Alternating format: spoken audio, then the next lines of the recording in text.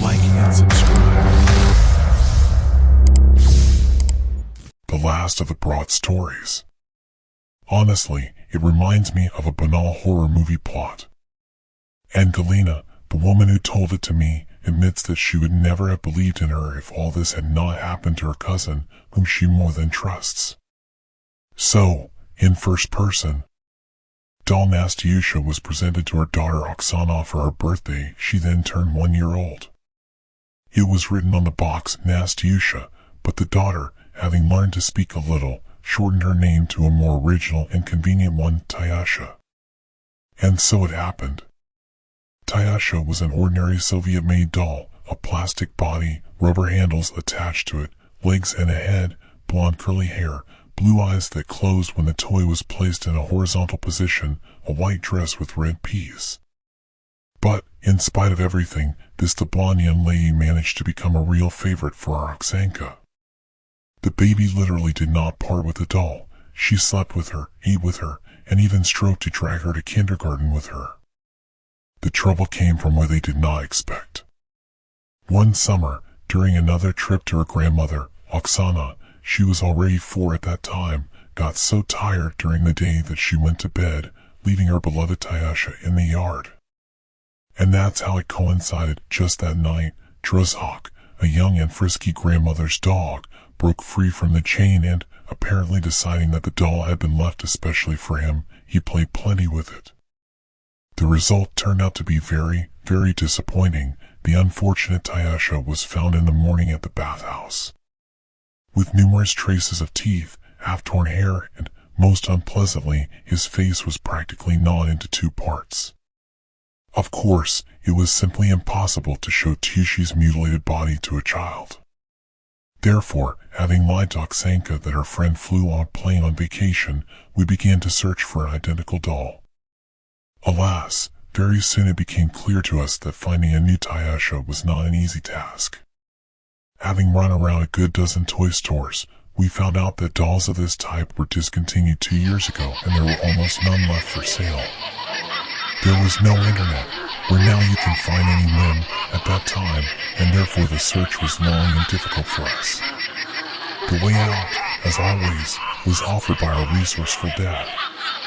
At that time, he was just fond of photography, and shortly before the tragic death of Tyusha, he photographed them together with his daughter in close-up.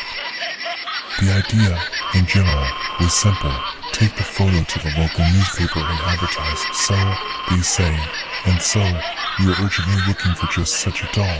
We will buy it for any money. A week after the note appeared, no response was received. Oksanka kept asking when Tyusha would finally return from vacation, and I was already pretty tired of lying to her. And then suddenly a phone call. The woman at the other end of the wire said in a pleasant voice that she had exactly the same doll and she was ready to give it away for nothing. Say, the daughter is still an adult. She has no need for toys for a long time. The very next day, Nadezhda, that was the name of our savior, invited us to her place, where she handed us a blonde beauty. The doll really, like 2 drops of water, looked like our Tyusha, only looked newer. It was evident that even if they played it, it was much less and more carefully. However, it was quite easy to explain these differences to a small child. Tyusha, they say, had a good rest at the sea and now looks even better than before. The scam was a great success. Oksana happily met her favorite doll from vacation and began to treat her even more reverently than before. Only the format of their, so to speak, communication has changed somewhat. If earlier my daughter was running around with Tyusha all over the apartment, feeding her from doll dishes, bathing, changing clothes, combing, now she just sat down with her somewhere in the corner and talked. From the outside, it all looked like a completely ordinary dialogue, unless, of course, we assumed that only one of its participants was her. Oksanka asked her pet questions and seemed to receive answers to them, then vice versa, as if she answered something. It didn't bother me at first, but after a while it started to bother me. The conversations of the daughter and the doll were too live. "What are you talking about with Tyusha for so long?" I asked one day, unable to resist. "Yes, about many things. I tell her about myself, about the kindergarten there, about my grandmother, about Druska. And she told me about the hospital and about how it is here. Oksanka pointed her finger at the heart area. It hurt a lot. I was in a hurry. What other hospital, and what did anyone hurt there? Is she telling you herself? I tried to sound unperturbed. Yes. You know, sometimes her eyes are alive. Well, just like yours. Slightly dumbfounded by what I heard, I snatched the doll from my daughter's hands and looked at it carefully. Eyes like eyes. Puppet, plastic. No, my baby probably fantasizes, and nothing more. However, very soon I noticed one bad pattern. Since the appearance of Tyusha's double in our house, Oksana began to get sick 3 times more often than before. For no reason at all, the temperature rises, then the stomach hurts so much that an ambulance has to be called, then something else, not better. But that's not all. The daughter began to sleepwalk, which she had never noticed before. My fears were confirmed by experiment. Having driven off with Oksanka for 24 days to a rest home, I forgot to put Tyusha in my suitcase. The daughter was upset, but nevertheless, for all the time, no illnesses, no sleepwalking. As soon as we returned, everything started again, health problems, sleepless nights, long dialogues with the doll. I did the same check a few more times. I will not describe them in detail, so as not to take up time. I will only say that from their results I started to have a real paranoia. I myself began to be afraid of this rubber plastic Tyusha. At times it really seemed to me that she was looking at me with meaningful, lively eyes. To be honest, I didn't know what to do. After all, it was simply not possible to take away this damn toy from Oksanka. Once, on a day off, I woke up early in the morning. When everyone was still sleeping, I got dressed, put the doll in a bag and left the house. Poor imagination did not suggest anything better than to reach the church, which was 1 bus stop from our house.